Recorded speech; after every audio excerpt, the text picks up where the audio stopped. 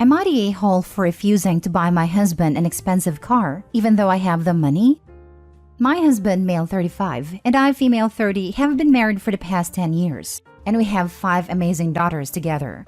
Because of that, I dropped out of college and have been a stay-at-home mom for the past 10 years when we had our oldest daughter. My husband is the breadwinner, and I take care of all the chores and childcare.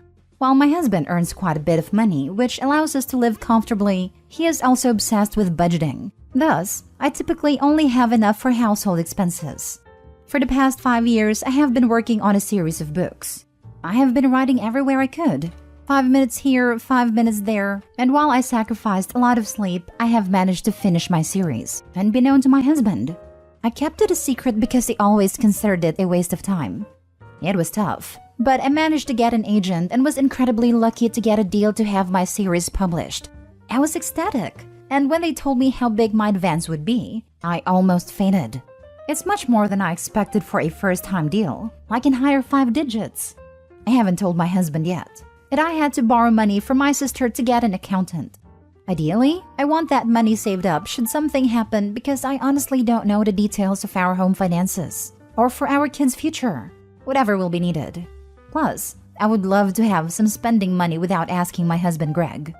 However, Greg found my contract, and he is now demanding I get him a new car for Christmas. A very expensive new car, which cost the majority of my advance. I politely refused, saying that he didn't need a car that expensive, and that money was supposed to be saved up. I tried to explain my position, but he wouldn't have it. He basically called me an a-hole without actually using the word. He said that because he supported me all these years, I owe him, and without him and his money, I wouldn't be where I am now. He's told me that I either buy him a car, or I have to start paying for household expenses half and half. The thing is, I would still be a stay-at-home mom, and I don't know if my book will be a success. For all I know, this will be the only money I will ever get from my book deal because it will flop. Am I the a-hole for not wanting to buy my husband a car even though I have the money? Now for the top comments. Everyone sucks here. You have lived off his money for years, but you keep your own income a secret? Yeah, you're the a-hole. Mind you, he is definitely the a-hole too for demanding an expensive car and the way he spoke to you. But why would his money have to go to the household and your money to you? I wanted to work, but he insisted I was stay-at-home mom. I was going to come back to work when all our kids are in school, but he kept wanting more children, which kept pushing me further from coming back to work. I never wanted to be a stay-at-home mom, but it was his dream, and with so many kids, it was only reasonable. I don't have access to our main account. I don't even know how much he earns. I only thought it's fair that I kept my money aside, because I know very well that he has his own savings account separate to our main money. OP, everything you've said here is alarming, and points towards abusive behaviors. Do not give him a dime of your money. And please, have a hard think on whether this is the way you want to continue living your life. I know you have 5 kids together. I get it, and understand. A 10-year marriage is a long time to throw away, but I was married to someone for years who mentally and emotionally mistreated me. He demanded that I hand over all of my money to him and would never let me have a dime. He told me my money was his to do what he wanted with it, threw away all of his money on drugs and God knows what else. It even controlled the finances and hid them from me, while he paid none of the bills and lost every place we tried to live in, forcing us to constantly be evicted. I wanted to get a job at a time but couldn't, because he took the only vehicle we had at a time and never allowed me to go anywhere, not even with him because he was too busy meeting up his drug buddies and wanted to keep it a secret. Your situation is not as extreme, but your husband is also abusive. He is controlling and entitled. He is extremely critical of you and doesn't respect your life goals or even any of your wishes. Even worse, he ridicules your hopes and dreams, and now that you succeeded at doing something he said you could never do, he is now demanding that you spend the money on him. You are being manipulated. There is no doubt about it. You're also being blackmailed and punished by being told you'll face serious consequences if you don't give him what he's demanding. I would not buy him a car. You do not owe him a thing. The only thing you owe him is to pack suitcases for you and your kids and to demand you either straighten up or I'll leave. Not the a-hole. Next story. Am I the a-hole for telling my girlfriend she should have asked me to move in?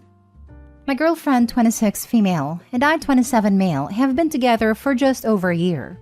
She'll be graduating in January from graduate school and has a well-paying job lined up. Her parents bought an apartment years ago as an investment property, and she'll be living in it and taking over the mortgage. It's a very spacious 2-bedroom. That will be a total of $2,300 per month, which average in our area. It's pretty pricey and costs over half of her monthly income, so I was concerned about her living there alone. This is when I suggested that I move in. It's a great space, and we would have our own rooms, and would get to live together, and she would be able to have a more affordable rent. I currently live by myself, and my rent is $2,000 a month, so it would help me too. So basically, win-win-win. She said she's always lived at home, and so she wants to be by herself before deciding if she wanted to live with anyone else for a while, and not to worry about it and should figure it out. I thought maybe her parents would help out with the rent, and I dropped it.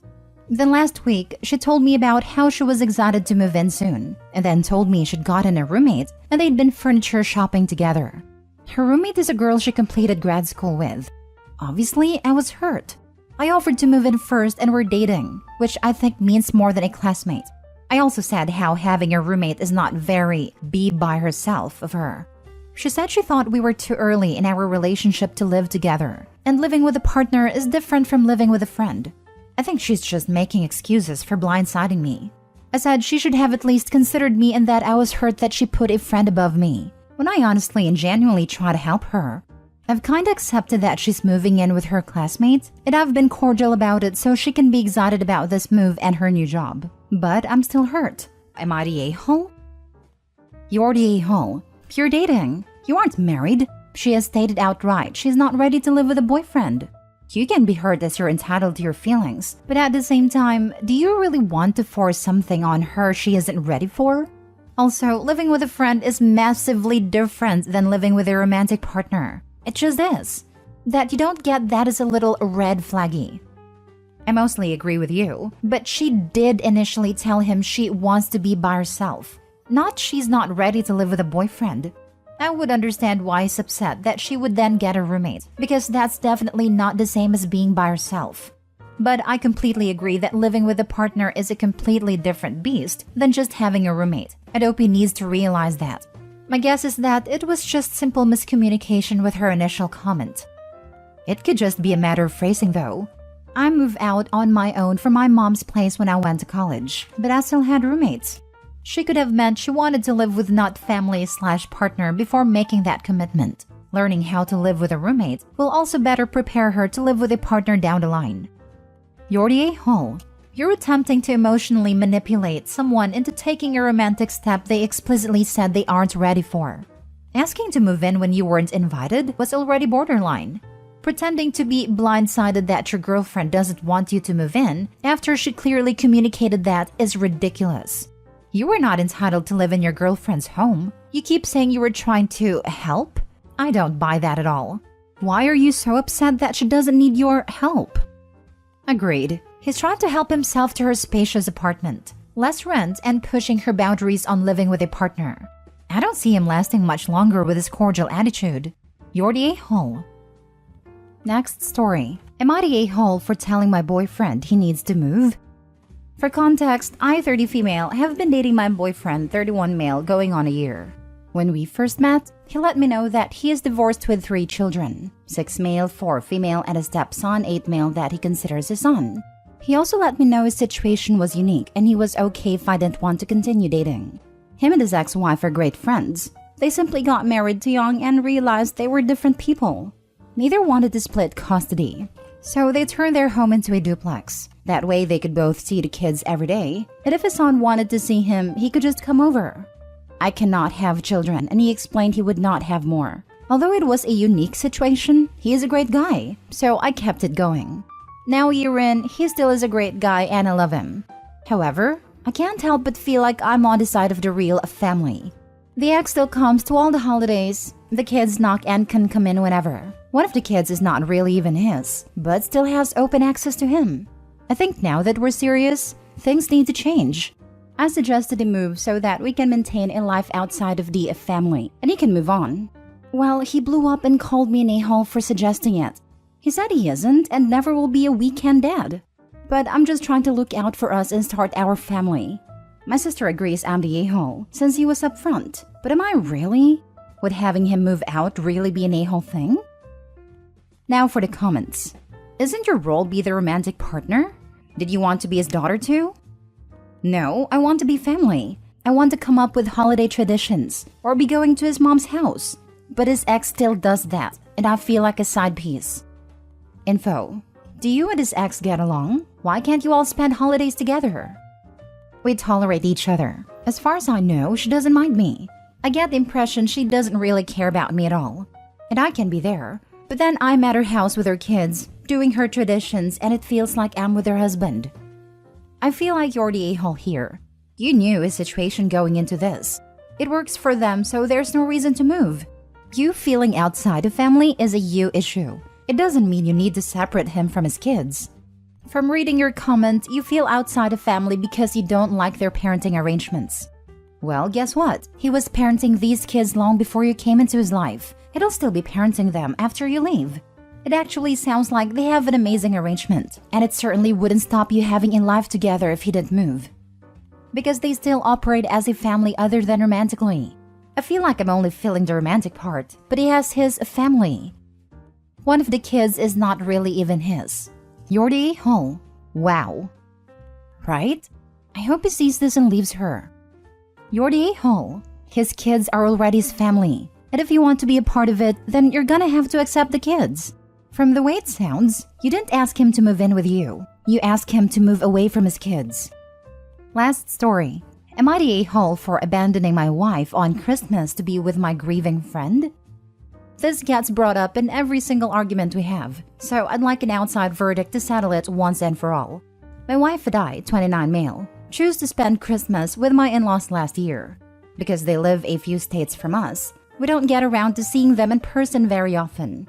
We both took time off work and flew in the week before the 25th. It wasn't my dream way to use my personal time off or spend holidays, but it was valuable family time for my wife that we hadn't gotten in a while. 2 days after we arrived, I got a heart-wrenching call from my closest friend, 26 male, telling me that his father likely wasn't going to make it. I knew he had been in the hospital for a while, but now it looked like things were taking a turn for the worst. This is someone I've known since I was 16, whose family I'm closer to than my in-laws. This is also a person who is extremely selfless and rarely asks for anything for himself. When he asked me to come be with him, I dropped everything to make that happen. There's no limit on what I would do for him on a good day. So in circumstances like these, coming home felt like the only option. Flights around that time aren't always easy to come by, and the one I booked was fairly expensive. In my rush to get home as quickly as possible, I ended up booking the ticket under mine and my wife's shared bank account. Once I realized this mistake, I immediately transferred money from my account to cover it. My wife was not happy about any of it. She begrudgingly offered to come with me, but I declined, saying the most of my time would likely be spent in a hospital waiting room. I didn't want her to be at home alone during the holidays, or awkwardly standing by a comforted friend. I reassured her that I would be back before the 25th, and that she should continue her family time as usual. That didn't end up happening. Friend's father passed the following day, and with grief, funeral preparations, and a lack of viable flights, I didn't end up going back to be with my wife and her family. Me missing Christmas has gotten thrown in my face a lot since then, and it always makes me uncomfortable. I know I hurt my wife, but sometimes it's difficult for me to sympathize with her in this situation when my friend was going through the worst time of his life. Am I the a-hole? Why did you promise you'd be back by Christmas? The dad was dying, right? But you thought you'd leave, spend a day flying home, a day with your buddy, a day flying back, and that was enough? Honestly, it sounds implausible that you'd fly out a week before the 25th, spend 2 days, then a day of travel there and a day back, and anticipate you'd have the perfect flight available for returning without checking. Did you honestly think you could make this work? It was more of a platitude than anything, I'll admit. I had a flight to catch and was expected to give an answer about when I'd make it back before I could go. I didn't have those answers yet. Yeah, that's the problem. You lied because you were too scared to be honest, and your wife is still angry. Unless you are currently writing from your in-laws' home where you returned for a do-over, you're the a-hole. Must be tough liking your friend more than your wife, and his family more than yours. I wouldn't say it's tough liking his family more than my in-laws. All family dynamics are complicated, and who we get along better with is because of a lot of different factors. My life and his life have been so entwined over the last 10 plus years that it just makes sense in my mind. His little brother feels like my little brother. His parents feel like my own, etc. You're the a-hole. You didn't want to spend Christmas with your wife's family and used the aftermath as an excuse. If it was really because of flights, you wouldn't have added the rest. I hope you're spending this Christmas with your wife's family to make up for it. Yes, exactly. In fact, I'm sure he was behind his best friend's father's death just to get out of spending Christmas with her family. This is really reaching. Nowhere is it stated that he has any issues with or wants to get away from her family.